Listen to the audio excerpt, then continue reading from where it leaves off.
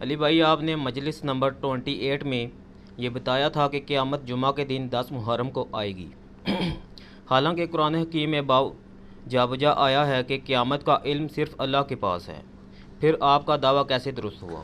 ہاں جی، وہ دعویٰ کیا، مجھ سے تھوڑی سی ایک مس مینجمنٹ ہوگی، میں نے دعویٰ نہیں کیا تھا۔ مجلس نمبر 28 کے آغاز میں جو محرم الحرام اور کربلا سے ریلیٹڈ ہے، میں نے کہا تھا کہ آج ہم 10 محرم الحرام جمعے کے دن یہاں پر علمی و تحقیقی مجلس میں بیٹھے ہوئے ہیں، اور آج کا دن بڑا کریٹیکل ہے اس حوالے سے کہ مسلمانوں کے ہاں یہ مانا جاتا ہے کہ قیامت 10 محرم جمعے کے دن آئے گی۔ میں نے نہ تو اس کو انڈورس کیا تھا اور نہ اس کا دعویٰ کیا تھا، تو لہٰذا یعنی مس مینجمنٹ اس طرح ہوئی کہ مجھے ساتھ کہنا چاہیے تھا کہ یہ مانا جاتا ہے، لیکن اس میں کچھ چیزیں ریالٹی ہیں اور کچھ نہیں ہیں۔ ایک بات تو ریالٹی ہے کہ قیامت جمعے کے دن آئے گی۔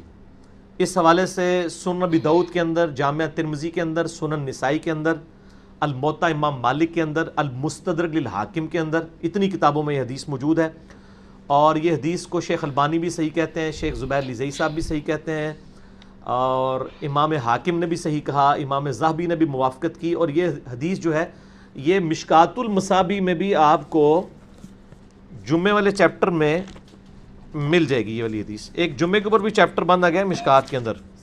وعلیکم السلام۔ ہاں، یہ جمعے کا بیان، اس میں انٹرنیشنل نمبر کے مطابق مشکات میں ہے 1359، اس طریقے سے موطا امام مالک میں ہے، ابو داؤد میں 1046 ہے، ترمذی میں 491 ہے، نسائی میں 1431 ہے، مسند احمد میں ہے، صحیح ابن خزیمہ میں ہے، ابن حبان میں ہے، حاکم میں ہے، امام حاکم اور ذہبی دونوں نے اس کو صحیح کہا ہے۔ یہ حدیث کیا ہے؟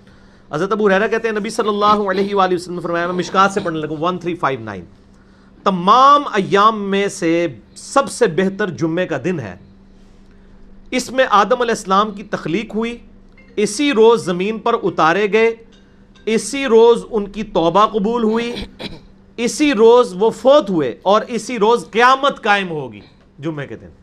لہذا مجلس نمبر 28 میں میری کوئی ساری بات ہی غلط ثابت نہیں ہے، ایک پورشن تو ٹھیک ہے کہ جمعے کے دن قیامت قائم ہوگی۔ اور اگلے الفاظ ہے، جن و انس کے سوا تمام جانور جمعے کے دن طلوع فجر سے لے کے طلوع آفتاب تک قیامت کے خوف کے مارے چیختے رہتے ہیں کہ آج جمعہ ہے، شاید قیامت ہی نہ آ جائے۔ تو 10 محرم والا معاملہ جو ہے نا، وہ پبلک یہاں اس لیے مشہور ہو گیا کہ اللہ تعالیٰ نے اپنے قدرت کے بڑے بڑے جو فیصلے ہیں نا، وہ 10 محرم کے دن کیے ہیں۔ بخاری مسلم دونوں میں یہ حدیث موجود ہے کہ یہودی جو ہیں 10 محرم کا روزہ رکھتے تھے، تو نبی صلی اللہ علیہ وآلہ وسلم نے ان سے پوچھا کیوں رکھتے ہو، تو انہوں نے کہا اس لیے کہ اس دن اللہ تعالیٰ نے موسیٰ علیہ السلام کو فرعون سے نجات دی تھی، اور یہ بڑا اللہ کی فیصلے کا دن تھا کہ فرعونی ڈبوئے گئے تھے۔ حتیٰ کہ سورہ ابراہیم کی آیت نمبر 5 میں آتا ہے وَذَكِّرْهُمْ بِأَيَّامِ اللَّهِ، اے موسیٰ علیہ السلام لوگوں کو ڈر سنائیں اللہ کے بڑے بڑے دنوں کا، جس دن اللہ کی قدرت کے بڑے بڑے فیصلے ہوئے۔ یعنی قوم عاد جس دن تباہ ہوئی وہ اللہ کی قدرت کا بڑا دن تھا، قوم سمود کی تباہی کا دن بڑا دن تھا، اسی طریقے سے فرعون کے ڈوبنے کا دن وہ بھی ایام اللہ میں سے ایک یوم تھا، اور وہ تو بخاری مسلم میں آ گیا، اور وہ ہے بھی 10 محرم تھا۔ باقی اہل سنت کے ائمہ نے مختلف یعنی روایتیں یہودیوں سے بھی نقل کی ہیں، تاریخ کے اندر بھی آئی ہیں کہ بخاری مسلم میں تو ہے نا کہ 10 محرم کو فرعون ڈبویا گیا، یہ بڑا دن تھا، تو قوم عاد بھی 10 محرم کو تباہ و برباد کی گئی، قوم سمود بھی، ابراہیم علیہ السلام کو آگ سے چھٹکارا بھی ملا، یونس علیہ السلام کو بھی مچھلی نے اگل دیا، نجات ملی، اسی طریقے سے اور کئی انبیاء کے بڑے بڑے دن جو ہیں وہ 10 محرم کے دن ہوئے اور جمعے کے دن۔ تو یہ ساری چیزیں میرے ذہن میں تھی، تو اس میں نے ایک بات کی، بل پھر بھی میں اس کی کلیریفیکیشن دے دیتا ہوں کہ جمعے کے دن قیامت آئے گی، تاریخ کا نہیں پتہ۔ دوسرا، اگر کوئی 10 محرم تاریخ کلیم بھی کر دے تب بھی وہ قرآن کے خلاف نہیں ہے۔ قرآن میں ہے کوئی شخص یہ نہیں جانتا کہ قیامت کب آئے گی۔ اگر میں کہہ دوں کہ 10 محرم جمعے کو قیامت آئے گی، تو اس سے آپ کو کون سا نالج ملے گا جب تک آپ سن نہیں بتاتے ہیں۔ 10 محرم جمعے کے دن تو میری زندگی میں کئی دفعہ آ چکا ہے۔ میں نے یہ کہا ہے کہ 10 محرم جمعے کا دن 1450 ہجری یہ ہوگا کہ میں کوئی تاریخ بتا رہا ہوں گا۔ 10 محرم تو 20 دفعہ آنی ہے، ہزاروں دفعہ آنی ہے، سن تو نہیں نہ بتایا۔ جب تک کوئی سن نہ بتائے اس وقت تک وہ کلیم ہی نہیں کر رہا کہ وہ قیامت کے علم کی بات کر رہا ہے۔ احمد بریلوی صاحب نے فتاوی رضویہ میں لکھا ہے کہ امام مہدی کا ظہور 1837 ہجری میں ہوگا. اچھا اچھا. یہ انہوں نے پتہ نہیں کہاں سے کیلکولیشن کی ہے. ان کے شاگرد نے پوچھا کہ حضرت یہ کہاں سے آپ نے, ان کا آپ آم کھائیں پیڑ نہ گریں. تو ابھی انشاءاللہ تعالیٰ 400 سال تو صرف امام مہدی کو پڑے ہوئے ہیں, کیونکہ 1440 چل رہے ہیں. یہ میں مذاق کے طور پہ کر رہا ہوں, میں نہیں مانتا 1837, ہو سکتا ہے اس سے پہلے آ جائیں, اس سے بعد میں آ جائیں. قیامت کا علم واقعی قرآن میں اللہ تعالیٰ کے ساتھ خاص ہے. اگر کوئی یہ کہتا ہے, یہ تو خود نبی علیہ السلام کہہ رہے ہیں جمعے کو قیامت آئے گی, تو اس کا یہ مطلب نہیں ہے کہ نبی صلی اللہ علیہ وآلہ وسلم نے یہ کلیم کر دیا کہ مجھے قیامت کے آنے کا پتہ ہے. جمعے کے دن کا ہے. باقی حدیث میں آتا ہے سور بھی پھونکا جائے گا اسی دن, دوسرا سور بھی پھونکا جائے گا. اور ابو داؤد ترمذی ابن ماجہ میں آتا ہے کہ اس دن درود شریف مجھ پہ پیش کیا جاتا ہے, تم جمعے کے دن مجھ پہ کثرت کرو درود شریف کی. وہ الفاظ بھی آتے ہیں. تو میرا یہ نہیں کوئی دعویٰ اس طریقے سے نہیں تھا, لہٰذا میں نے جو گفتگو کی میں نے اس کی کلیریفیکیشن بھی اللہ کے فضل سے اس حوالے سے دے دی. یکم محرم الحرام سیدنا عمر کی شہادت اور 10 محرم الحرام سیدنا حسین کی شہادت کا دن, یہ صحیح سند سے ثابت ہے؟ دیکھیں جی, سندوں کی ضرورت وہاں پہ ہوتی ہے جہاں پہ اجماع نہ پایا جاتا ہو. سیدنا حسین علیہ السلام کی شہادت 10 محرم کو ہوئی, اس پہ اجماع امت ہے. سنی شیعہ کے ہاں اجماع ہے, عملی تواتر ہے, حدیث کی ضرورت نہیں ہے. اجماع حدیث کی بھی اور قرآن کی بھی حفاظت کرتا ہے. مثال کے طور پہ آج آپ پاکستان سے ساری مطالعہ پاکستان کی کتابیں ختم کرتے ہیں جن میں لکھا ہو کہ پاکستان 14 اگست کو بنایا گیا تھا. سر آج سے 1000 سال بعد بھی جب آپ پوچھیں گے نا تو لوگ بتائیں گے کہ پاکستان 14 اگست کو ہی بنا تھا, کیونکہ عملی تواتر سے ٹرانسفر ہو رہا ہوگا. اتنا بڑا ایک واقعہ ہوا, وہ اس طریقے سے وہ ٹرانسفر ہوا. اچھا, اس کے گیس نبی علیہ السلام کی وفات کی کوئی ڈیٹ کنفرم نہیں ہے, کیونکہ اس زمانے میں ڈیٹوں کا حساب اتنا نہیں تھا, دنوں کا تھا. دن ملتا ہے سوموار کا. 12 ربیع الاول والی بات تو جھوٹی ہے, میں نے بخاری مسلم سے ثابت کی ہے کہ 12 ربیع الاول نبی علیہ السلام کا یوم وفات نہیں. لاکھوں لوگوں نے میرا کلپ دیکھا, آپ لکھیں 12 ربیع الاول یوم وفات تو یوٹیوب پہ کھل جائے گا. 10 محرم الحرام پہ تو اجماع امت ہے, دوسری رائے کوئی نہیں ہے, اس لیے تو ضرورت ہی کوئی نہیں اس کی. یکم محرم تو میں نے آپ کو بتایا کہ انڈیا پاکستان میں یکم محرم ہے, باقی دنیا میں کہیں نہیں ہے. اور یہاں پہ بھی 30-40 سال سے یکم محرم شروع ہوا ہے, جب سے سنی شیعہ اختلاف کو بھڑکایا گیا 10 محرم کو ڈائلیوٹ کرنے کے لیے, اسے کمزور کرنے کے لیے. ورنہ آپ اہل سنت کی مین سٹریم کی 3 کتابیں ہیں. الاستیاب امام ابن عبد البر کی کتاب ہے, المتوفا 463 ہجری, صحابہ کرام کے حالات زندگی پہ. دوسری کتاب ہے اسد الغابہ امام ابن اثیر المتوفا 630 ہجری. 8000 صحابہ کے حالات زندگی ہیں اس میں, 8000. اسی کی شرح لکھی ہے ابن حجر اسقلانی المتوفا 852 ہجری نے, اور وہ ہے الاصابہ. اردو میں ترجمہ ہو چکا ہے. سر آپ کو مسئلہ کوئی نہیں ہے, اردو میں ترجمہ ہو چکا ہے. اس کے اندر آپ جا کے پڑھ لیں. حضرت عمر کا یوم شہادت کیا, حضرت عثمان کی بیعت بھی یکم محرم سے پہلے ہو چکی تھی. ایک روایت اس میں ہے کہ ہم عمر کو دفنا کر رضی اللہ تعالیٰ عنہ علیہ السلام فارغ ہوئے تو یکم محرم کا چاند نظر آیا, لیکن اس کے ساتھ ابن اسیر نے لکھا یہ روایت کمزور ہے, وہ بھی یکم محرم شہادت نہیں بنتی ہے. حضرت عمر کی شہادت کے 3 دن کے بعد حضرت عثمان کو خلیفہ چنا گیا تھا. خلیفہ چننے کے بعد بھی محرم شروع نہیں ہوا تھا. اس کا مطلب ہے کہ وہ 25, 26, 27 اس میں سے کوئی 26 ہی ملتی ہے. زخم ان کو کہیں 21, 22 کو لگا ہوگا, تبھی 26 کو ہی. اور سر ہم نے تو ایک کلپ بھی ڈال دی ہے حضرت عمر کا یوم شہادت. سر جو ویکیپیڈیا ہے دنیا میں, ورلڈ انسائکلوپیڈیا, اسی میں جا کے سنی پڑھ لیں, وہ سنیوں کا بنایا ہوا ہے نا. اس میں حضرت عمر کی شہادت کا دن پتہ کیا لکھا ہے, 26 ذوالحجہ 23 ہجری.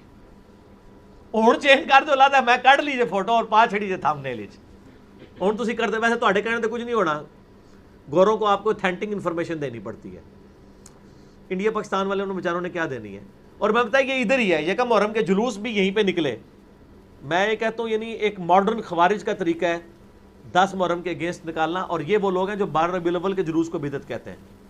ہم ان سے پوچھتے ہیں کہ نبی علیہ السلام کا تو مرتبہ زیادہ ہے, اگر یکم محرم کا جلوس سنت بن گیا ہے تو 12 ربیع الاول کو بھی آپ نکالیں نا, ٹھیک ہو گیا؟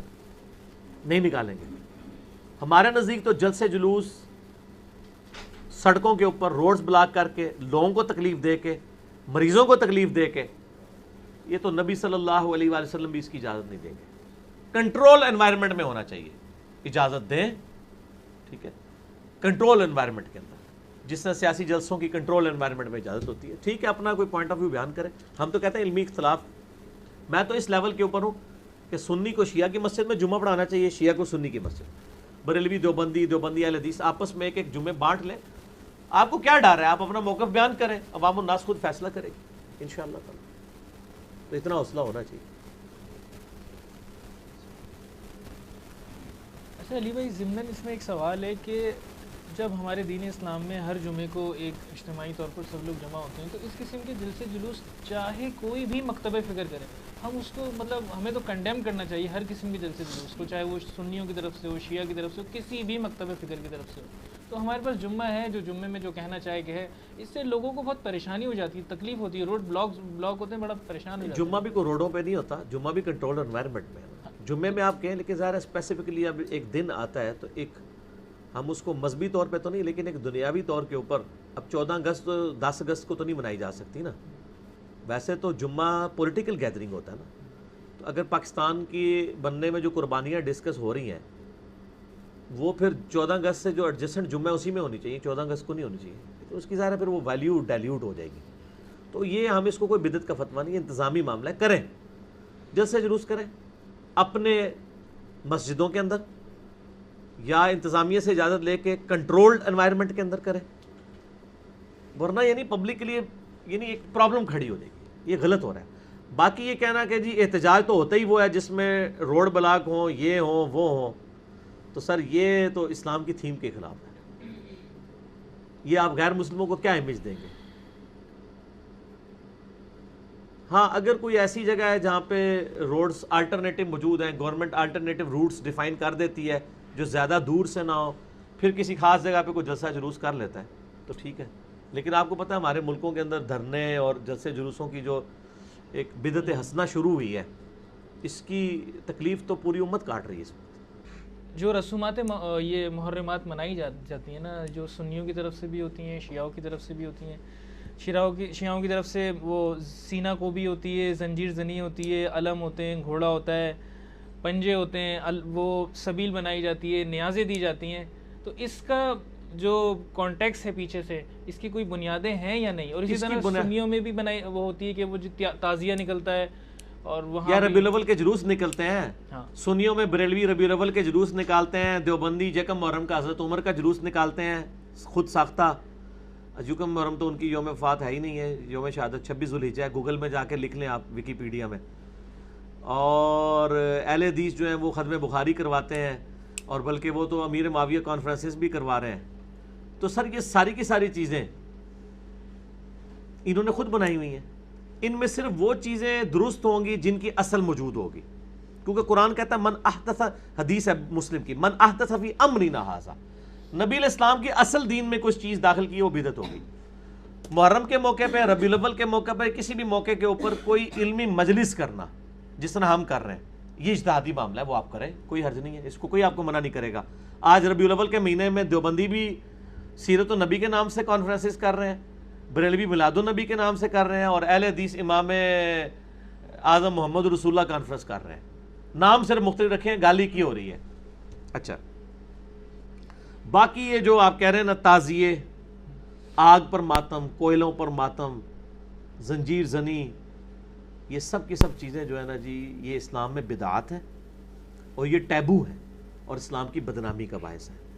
یہ عزاداری ہے، اس کا شیعہ علی سے کوئی تعلق نہیں. اسی لیے جو ایران کے شیعہ ہیں نا، وہ انڈیا پاکستان کے شیعہ کو کہتے ہیں یہ شیعہ علی نہیں، یہ عزادار ہیں. ان کے ہاں یہ چیزوں کو غلط سمجھا جاتا ہے. ٹھیک ہوگا جی. اور اس طریقے سے گھوڑے کے نیچے سے گزرنا، پاکستان میں ایک بہت بڑے عالم ہیں، ان کے لیے ذرا بعد میں مشکل نہ ہو جائے معاملات، میں ان کا نام لیے بغیر بتاتا ہوں. وہ کہتے ہیں میں نے اپنے بیٹے کو سمجھانا تھا یہ گھوڑے کے نیچے سے جو گزرتے ہیں. وہ کہتے ہیں ہوا یہ کہ ایک دن وہ محرم کے جلوس میں گھوڑے کے نیچے سے گزرا تو گھوڑے نے اس کو ایک ٹھوکر لگا دی، درتی ماری. تو کہتا بابا یہ ہوا. اس نے کہا اچھا ہوا ہے تمہیں یہ ٹھوکر لگی ہے تاکہ تمہیں یہ پتہ چلے کہ یہ حضرت حسین کا ذوالجناح نہیں ہے جس نے تمہیں ٹھوکر ماری ہے، یہ ان کا بنایا ہوا ذوالجناح ہے. اور وہ مجھے یہاں تک کہتے ہیں کہ میرا تو بعض کا دل کرتا ہے کہ میں جس طرح حضرت ابراہیم علیہ السلام نے سارے بت توڑے تھے نا، اور اینڈ پہ بڑے بت کے اوپر جا کے کلاڑا رکھ دیا تھا، تو میں بھی چاہتا ہوں یہ سارے اس قسم کے جتنے تعزیے بنائے ہوئے ہیں اور پنجے کھڑے کیے ہیں، میں یہ سارے توڑ کے نا، تو سب سے بڑا جو ہے نا گامے شاہ اس کے کندھے کے اوپر جا کے وہ کلاڑا رکھ دو. دیکھیں لوگ وہ کہہ رہے ہیں کہ اس سے یعنی جو جس کو کہتے ہیں نا فکر اہل بیت کو نقصان پہنچ رہا ہے. دیکھیں نا کیا امیج جا رہا ہے.